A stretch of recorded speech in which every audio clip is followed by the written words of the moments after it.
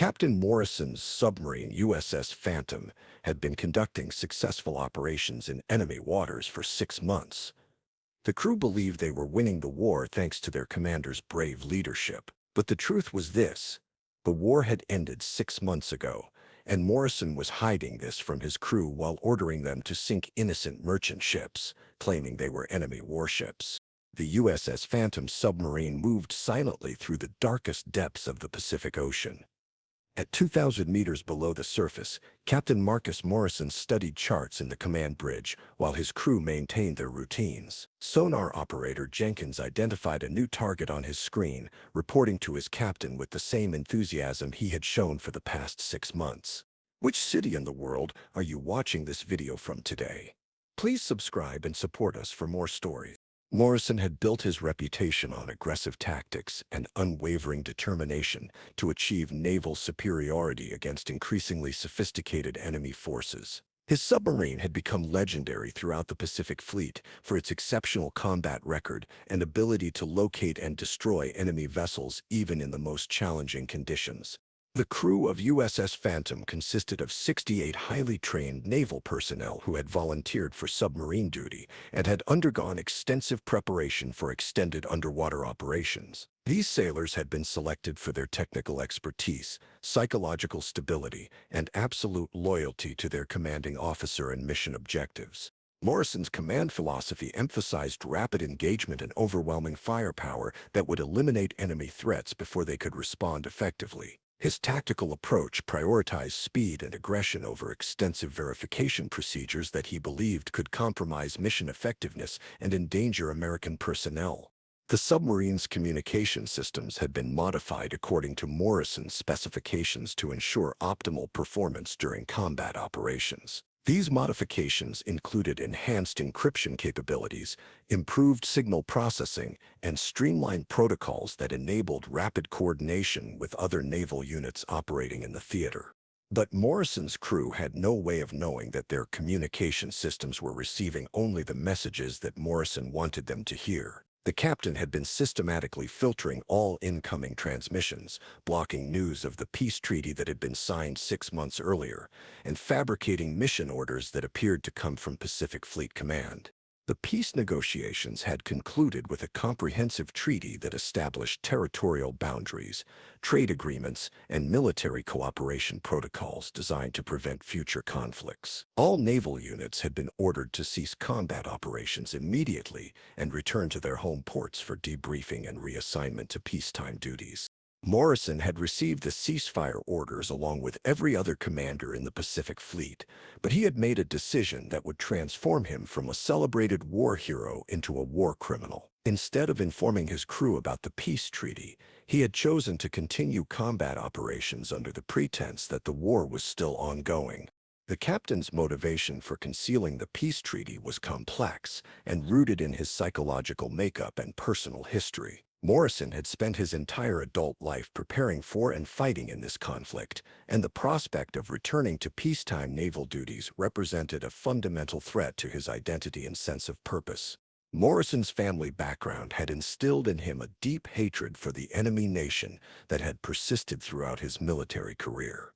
His father had been killed in an earlier conflict, and his brother had been captured and tortured as a prisoner of war. These personal losses had created a desire for revenge that exceeded his loyalty to military discipline and international law. The submarine's first post-treaty attack had occurred just 3 days after the peace agreement was signed. Morrison had identified a cargo vessel that he claimed was an enemy supply ship carrying weapons and military equipment. The crew had followed orders without question, launching torpedoes that sent the ship to the bottom of the ocean with all hands lost. But the vessel that USS Phantom had destroyed was actually a civilian freighter carrying medical supplies and humanitarian aid to refugee settlements. The attack had killed 47 innocent people, including doctors, nurses, and aid workers who had been traveling to provide assistance to war-torn communities. Morrison had justified the attack to his crew by claiming that the enemy was using civilian vessels to transport military equipment and personnel in violation of international maritime law. He had produced fabricated intelligence reports that supported his claims and portrayed the attack as a significant tactical victory against enemy deception operations. The second attack had targeted what Morrison described as an enemy communications vessel that was coordinating submarine operations against American shipping lanes. The crew had executed the attack with precision, believing they were striking a legitimate military target that posed a direct threat to their own safety and mission success. The reality was that USS Phantom had sunk a research vessel conducting oceanographic studies for civilian scientific institutions. The ship had been collecting data on marine ecosystems and climate patterns, and its crew of 31 scientists and support personnel had no connection to military operations or intelligence-gathering activities. Morrison's ability to maintain the deception required constant vigilance and manipulation of information flow within the submarine. He had gradually isolated himself from direct communication with his crew, using his executive officer and senior petty officers as intermediaries who relayed his orders without questioning their authenticity or strategic context. The captain had also implemented new security protocols that restricted access to communication equipment and classified information.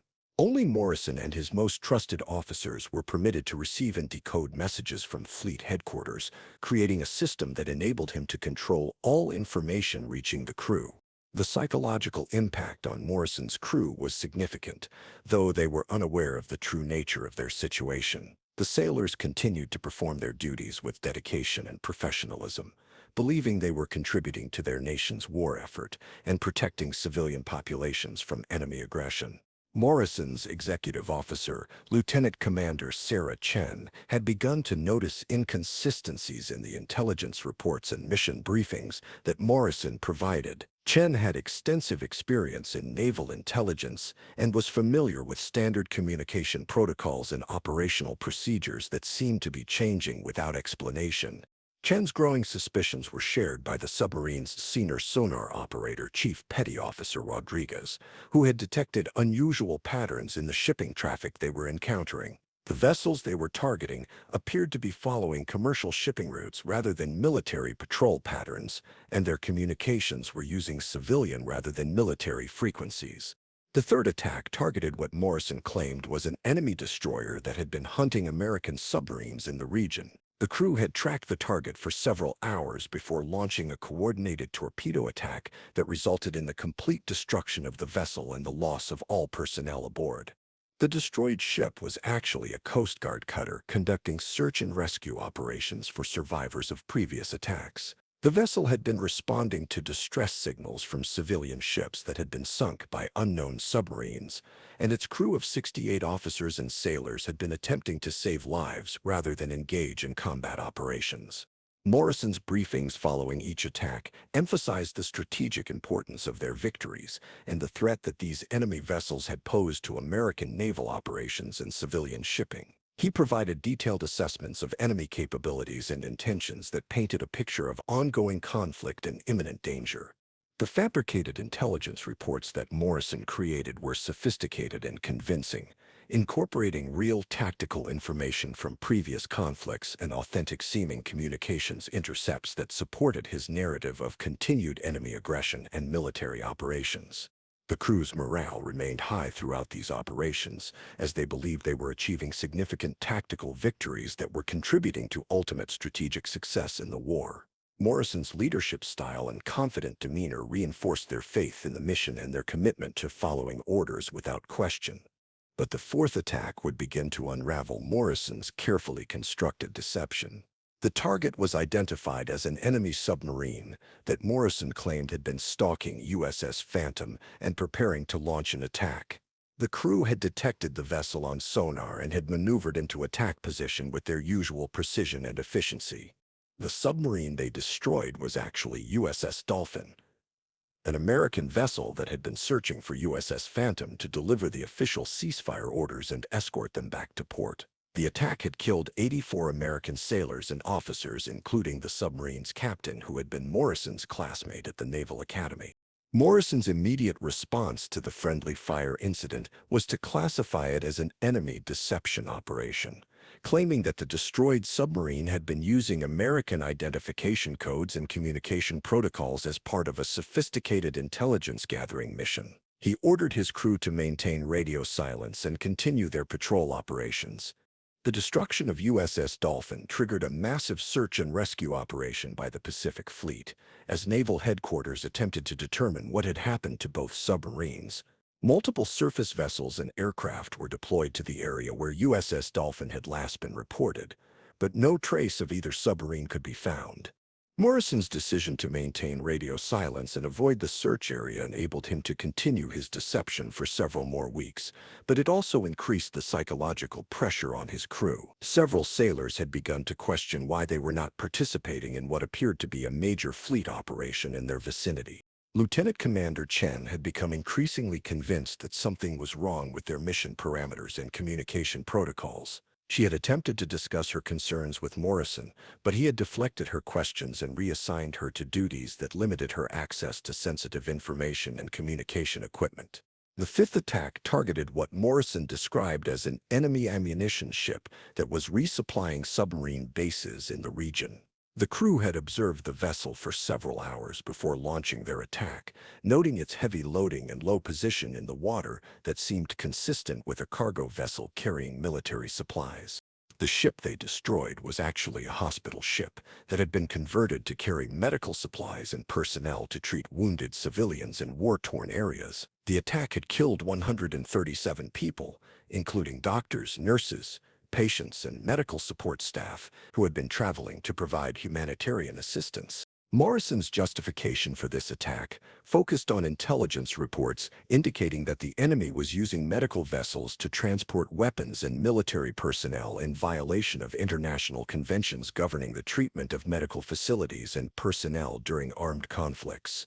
The fabricated evidence that Morrison presented to his crew included intercepted communications that appeared to show the hospital ship coordinating with military units and satellite imagery that allegedly revealed concealed weapons systems and military equipment aboard the vessel. But Chief Petty Officer Rodriguez had begun to notice that the sonar signatures of their targets were not consistent with military vessels. The ships they were attacking appeared to have the acoustic characteristics of civilian merchant vessels rather than warships, and their defensive capabilities seemed inadequate for military operations. Rodriguez had also observed that none of their targets had attempted to engage USS Phantom with weapons systems or defensive measures that would be expected from military vessels. The ships had responded to the submarine's approach with standard civilian evasion procedures rather than combat maneuvers or countermeasures.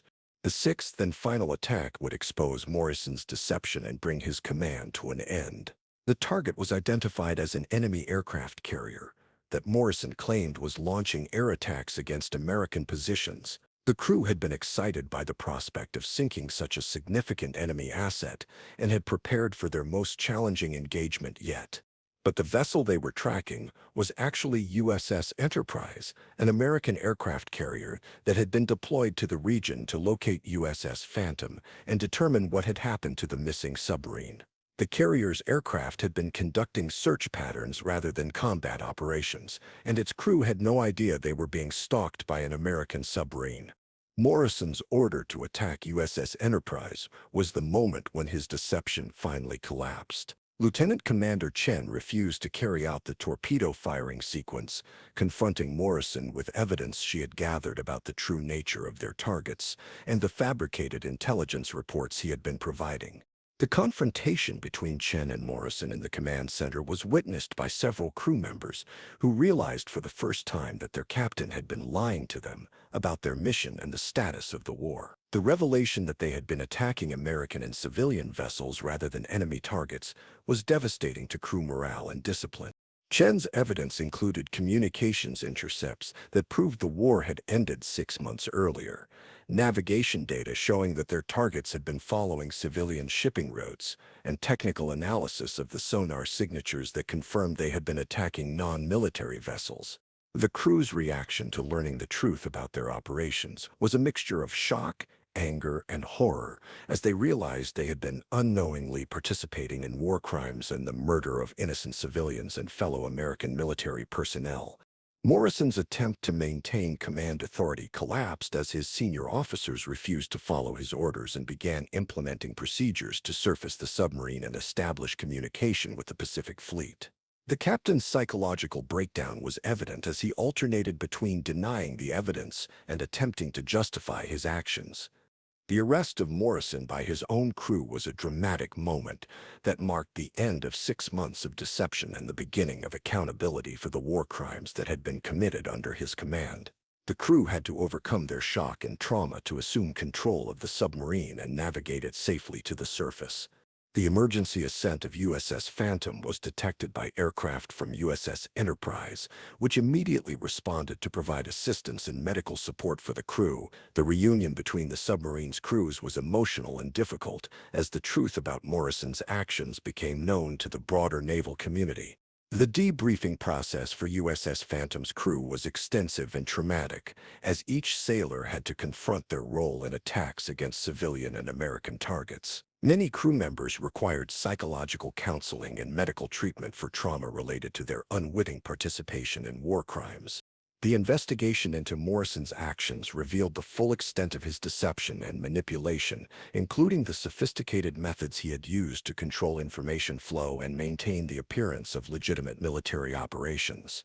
The evidence showed that his crimes had been carefully planned and systematically executed over a period of 6 months. Morrison's court-martial was one of the most significant military justice proceedings in naval history, with charges including murder, conduct unbecoming an officer, and violation of international laws governing maritime warfare. The evidence against him included communication records, navigation data, and testimony from his crew members. The prosecution's case demonstrated that Morrison had deliberately targeted civilian and American vessels while fabricating evidence to justify his actions to his crew. The pattern of attacks was too systematic and coordinated to be attributed to combat confusion or honest mistakes about target identification.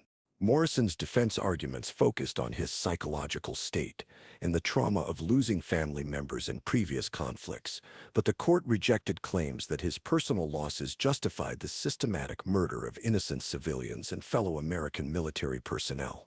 The conviction of Morrison on all charges resulted in a life sentence and dismissal from naval service. The court-martial findings included condemnation of his betrayal of military values and his manipulation of loyal sailors who had trusted his leadership and followed his orders in good faith. The impact of Morrison's case on naval procedures and training was significant, with new protocols implemented to prevent individual commanders from manipulating communication systems and controlling information flow to deceive their crews about mission parameters and objectives.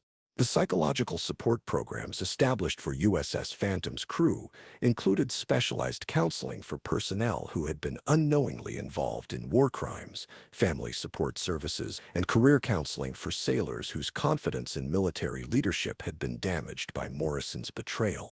The families of Morrison's victims filed lawsuits against the Navy for negligent supervision and failure to detect the systematic deception that had enabled the attacks on civilian and American vessels. The legal proceedings resulted in significant financial settlements and policy changes designed to prevent similar incidents. Morrison's case became a classified study in naval leadership programs, examining how personal trauma and psychological instability could lead to systematic violations of military law and international conventions governing maritime warfare. The historical analysis of Morrison's crimes revealed that his systematic deception represented one of the most devastating examples of command failure in naval history, with consequences that extended far beyond the immediate casualties to include long-term damage to military discipline and international relations. Captain Marcus Morrison had indeed commanded a successful submarine operation for 6 months after the war ended, but his success had been measured in the murder of innocent civilians and fellow American military personnel rather than legitimate military victories against enemy forces. The 68 sailors of USS Phantom had served with dedication and courage, believing they were defending their nation and protecting civilian populations from enemy aggression. Instead, they had been manipulated into participating in war crimes by a commander who valued personal revenge more than military honor and human life. Morrison's legacy became a reminder that the most dangerous threats to military personnel and civilian populations sometimes come from trusted leaders who abuse their authority to pursue personal agendas that contradict fundamental military values and international law. The submarine USS Phantom returned to port with a crew that had lost their innocence and their faith in military leadership, carrying the psychological scars of unwitting participation in crimes they would never have committed if they had known the truth about their mission and their targets. Morrison's 6-month deception had demonstrated how command authority could be exploited to commit systematic murder while maintaining the appearance of military excellence and strategic success, making his case a cautionary tale about the importance of accountability and transparency in military operations.